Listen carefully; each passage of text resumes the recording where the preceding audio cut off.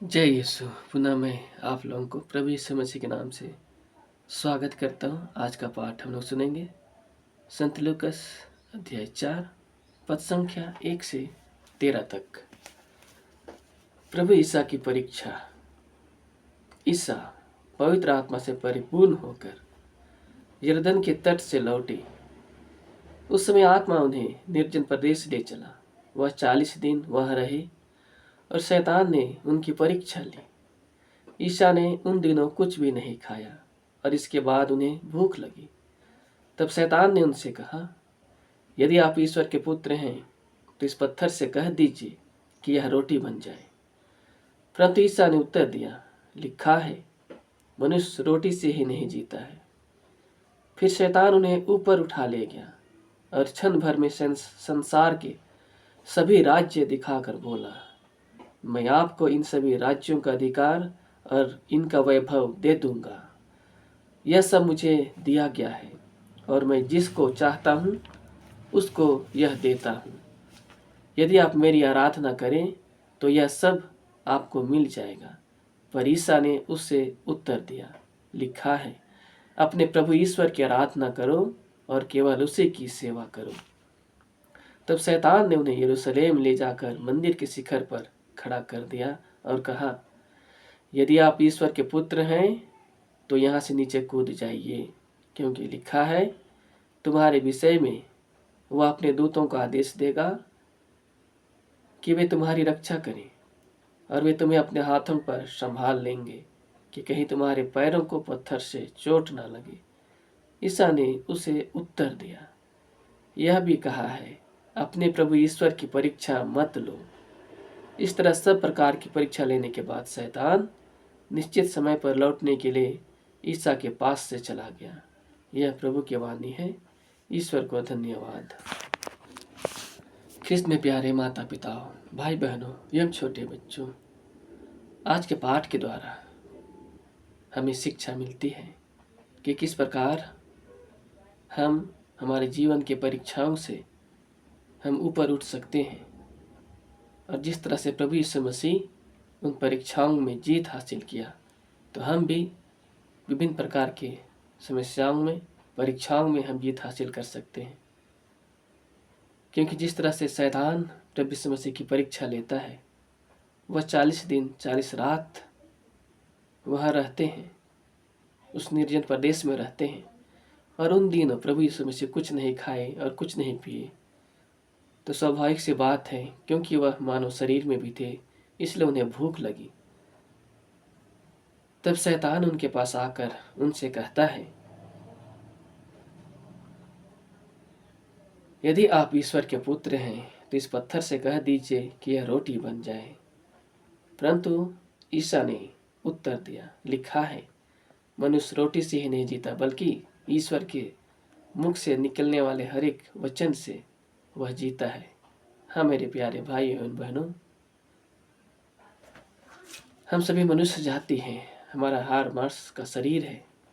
यद्यपि इस शरीर के लिए भोजन की आवश्यकता होती है, लेकिन उससे भी अधिक आवश्यकता हमें ईश्वर के वचन है। ईश्वर के वचन के द्वारा हमारे शरीर को भी और मन आत्मा को भी शक्ति सामर्थ्य मिलता है। यही कारण है कि प्रभु यीशु मसीह 40 दिन 40 रात तक भी उन्होंने उपवास और परहेज के साथ ईश्वर से प्रार्थना किया और वह जीवित रहा।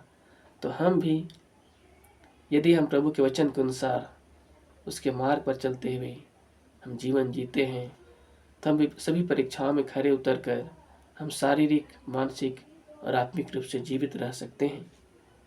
फिर शैतान उसे ऊपर ले जाता है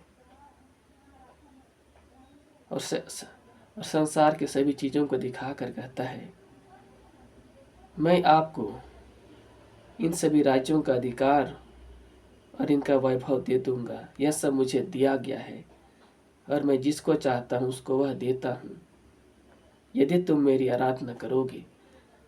तब प्रभु यीशु मसीह शैतान से कहते हैं, यह भी लिखा है, अपने प्रभु ईश्वर की आराधना करो और केवल उसी की सेवा करो। हाँ मेरे प्यारे भाई बहनों, हमारे लिए एकमात्र, हमारे जीवन का एकमात्र लक्ष्य आराधना योग्य है तो वो है सच्चा परमेश्वर, सच्चा खुदावन यीशु मसीह। शैतान झूठ का बाप है। वह मनुष्यों को मारने, पीटने, नष्ट करने, अमन, चैन, शांति चुराने के लिए आता है। लेकिन प्रभु यीशु मसीह हमें जीवन देने के लिए, अनंत जीवन देने के लिए, अपने प्रेम से भर देने के लिए इस धरती संसार में आए, अब पाप क्षमा के लिए इस धरती संसार में आए। शैतान झूठ का बाप है। वह हमेशा झूठ बोलता है। और जिस प्रकार से वह प्रभु यीशु मसीह की परीक्षा ले रहा है, लेकिन उन सभी परीक्षाओं में प्रभु खरा उतर रहे हैं और हमें शिक्षा दे रहे हैं कि हम भी उसी प्रकार से शैतान को हरा सकते हैं।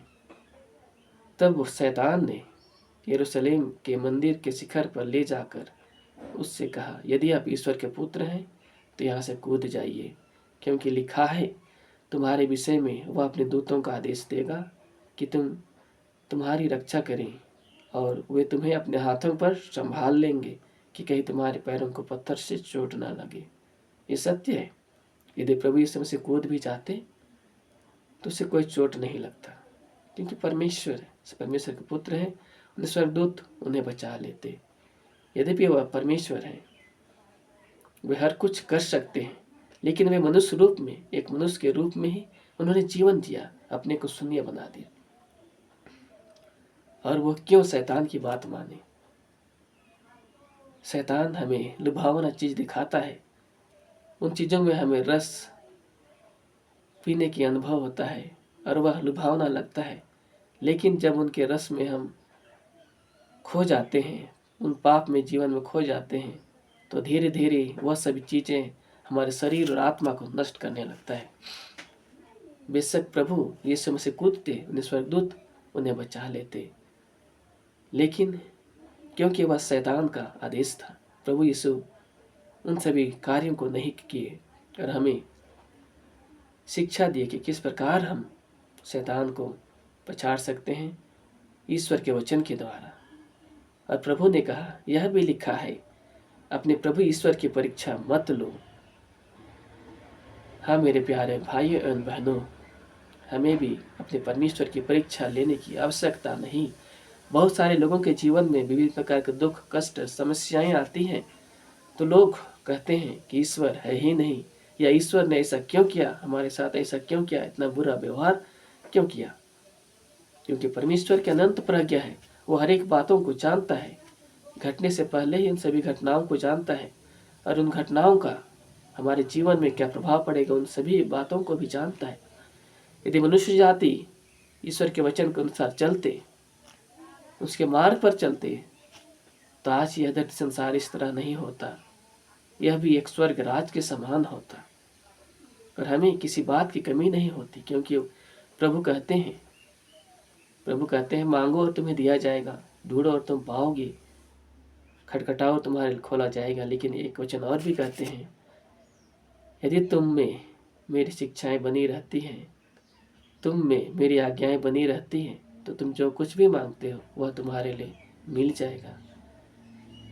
अर्थात कुछ भी चीज पाने के लिए, मिलने के लिए हमें प्रभु की आज्ञा के अनुसार चलना ये आवश्यकता है, ये आवश्यक है। इसलिए प्यारे भाई बहनों, हम यह ना कहें कि हमारे जीवन में इतना दुख, कष्ट, पीड़ा क्यों है, क्योंकि प्रभु ना तो परीक्षा देता है और ना ही परीक्षा में पड़ता है। यदि मनुष्य परीक्षा में पड़ता है तो वह अपने ही वासना के कारण खींचा चला जाता है और परीक्षा में पढ़कर पाप करता है। इसलिए प्यारे भाइयों बहनों, कि जिस प्रकार प्रभु यीशु मसीह को शैतान ने परीक्षा लिया, वह शैतान हमें भी परीक्षा लेता है और हमें परीक्षा में डालता है, समस्याओं में डालता है, बीमारियों में डालता है। लेकिन उन बीमारियों, समस्याओं में भी हम प्रभु की ओर देखें। जिस प्रकार से प्रभु यीशु मसीह कहते हैं, मनुष्य सिर्फ रोटी से ही नहीं जीता, लेकिन ईश्वर के मुख से निकलने वाले हर एक शब्द से जीता है। हाँ मेरे प्यारे भाई बहनों, हमारे जीवन में भले बीमारी हो, दुख हो, कष्ट हो, पीड़ा हो, आर्थिक समस्याएं हो, लेकिन इन सभी समस्याओं में हमें विचलित नहीं होना है, क्योंकि हमारे पास एक बहुमूल्य चीज है, बहुमूल्य रत्न है। वह है हमारे प्रभु परमेश्वर, जीवित खुदावन, जो सर्वोच्च परमेश्वर है, जो सृष्टि करता है, जो हम सभी को बनाया है, सारे संसार को बनाया है, अपने शब्द मात्र से बनाया है, हमारे पूर्वजों को सभी बातों में सहायता करने वाला। आप बाइबल पढ़ेंगे तो हमारे पूर्वजों के लिए कितना ही महान चिन्ह और चमत्कार दिखाया। मूसा नबी के द्वारा उन्होंने समुद्र को 2 भागों में बांट दिया, जो किसी भी साइंस के लिए करने के लिए संभव नहीं, लेकिन उन सभी कार्यों को प्रभु ने किया। यरदन नदी में जब उनके लोग पार हो रहे थे, उसमें पुल नहीं था, तो उन्होंने उस यरदन नदी को जमा दिया, बर्फ बना दिया और वो इस पर पार हो गए। हाँ मेरे प्यारे भाइयों बहनों, तो प्रभु के लिए कुछ भी कार्य असंभव नहीं है, और अनेक कार्य प्रभु ने हम सभी के लिए चिन्ह और चमत्कार किया है। इसलिए हम उस परमेश्वर पर विश्वास करें, भरोसा करें कि जिस प्रकार से प्रभु यीशु मसीह शैतान की परीक्षाओं में पास हुआ, खरा उतरा, हम भी प्रार्थना करें कि प्रभु हमें शक्ति सामर्थ प्रदान करें ताकि हम प्रभु के वचन के अनुसार जीवन जी सके। तो आइए हम प्रार्थना करें। हे सर्वशक्तिमान परमेश्वर, पुनः इस जीवन के लिए प्रभु धन्यवाद करते हैं। धन्यवाद धन्यवाद सृष्टिकर्ता परमेश्वर, धन्यवाद प्रभु, तेरी महिमा, तेरी गुणगान हो सदा सदा। धन्यवाद धन्यवाद, हालेलुया हालेलुया, स्तुति स्तुति, आराधना आराधना, तेरी महिमा में परमेश्वर की। प्रभु आपने हमें नया जीवन दिया, नए सांस दिया प्रभु।